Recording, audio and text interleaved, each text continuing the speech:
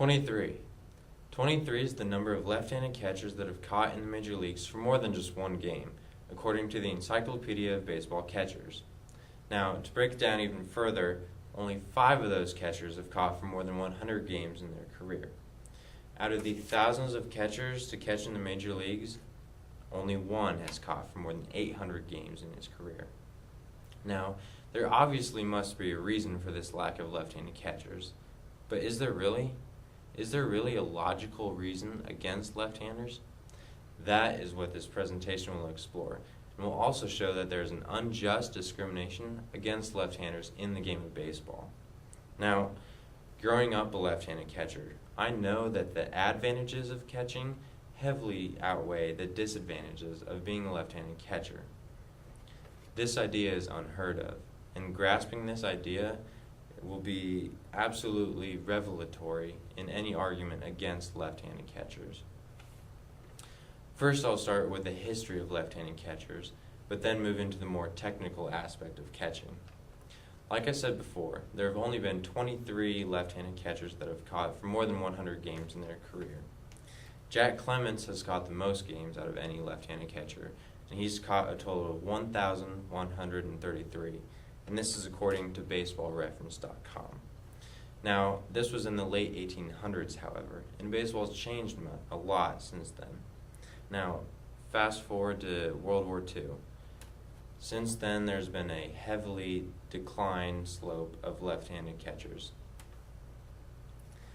According to the New York Times, Benny DiStefano was actually the last left-handed catcher, and this was in 1989. DiStefano was an emergency catcher and only caught for 3 games in his career. Some more familiar names of catchers that the average baseball fan might know of players that are left-handed that have caught are Randy Johnson and Don Mattingly, although they both only caught for 1 inning each. Currently, there are no left-handed catchers in all of pro baseball. History shows that left-handers have had a limited role in Major League Baseball, but why is this? I will now move into the more technical aspect of catching. First, I'll start with the arguments against left-handers. The first argument is throws to second base. Now, this is an argument because more batters are right-handed compared to left-handed. Now, this is true, and the argument says that it's harder for a left-hander to throw to second base because the batter is right-handed. But this is not really too much of an issue, and the stats show this. Stats on hardball times actually indicate that there is no difference between the catcher throwing percentage to second, whether the batter is left-handed or right-handed. The second argument against left-handers is that they can't throw to third base. Now, in order to throw to third base, they have to shuffle their feet and also turn their body in order to throw to the left. Righties simply don't have an issue with this. Their shoulders are already lined up to third base, and it's a quicker throw. So they do have a slight advantage there. The reason that this is not as big of an issue for lefties, though, is because righties can throw to first base just as easy, and so left-handers really shouldn't have an issue at all. The third and most probably valid argument against left-handed catchers is throws to home plate. If an outfielder, say the outfielder is right here, and he throws the ball all the way to home plate where he should be, right here, the argument is that left-handers have to backhand the ball, and once they catch the ball, then they have to reach across their body in order to tag the runner. Now, this opens up the left-hander for being exposed to getting hit by the runner or possibly having the runner slide into his ankle and break his ankle. Lots of injuries can happen this way.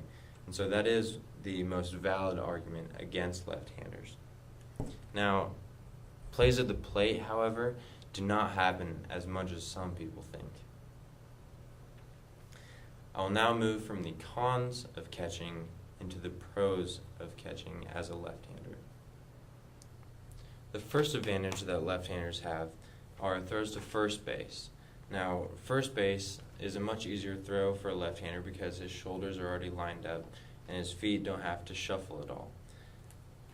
A strong-armed catcher actually throws to first base on a back pick more often than he throws to third base. The average catcher actually only throws to third base once every 11 games, and that's according to the Encyclopedia of Baseball Catchers. Now, another reason why throwing to first base is important is because of bunts in this area right here. A left-hander simply has to grab the bunt here and has a clear shot to first base, where a righty has to shuffle his feet and also turn his shoulders.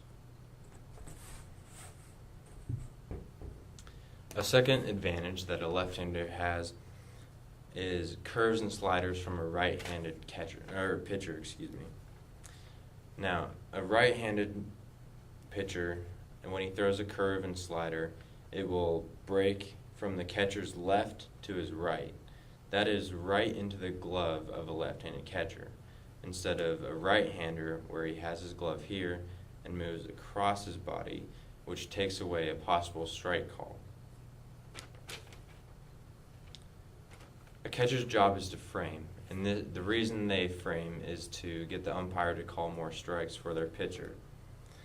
More fastballs are on the outside corner compared to the inside corner, so left-handers have the fastball coming on the glove side, which gives the umpire a much better view and will actually end up having more strike calls because of it.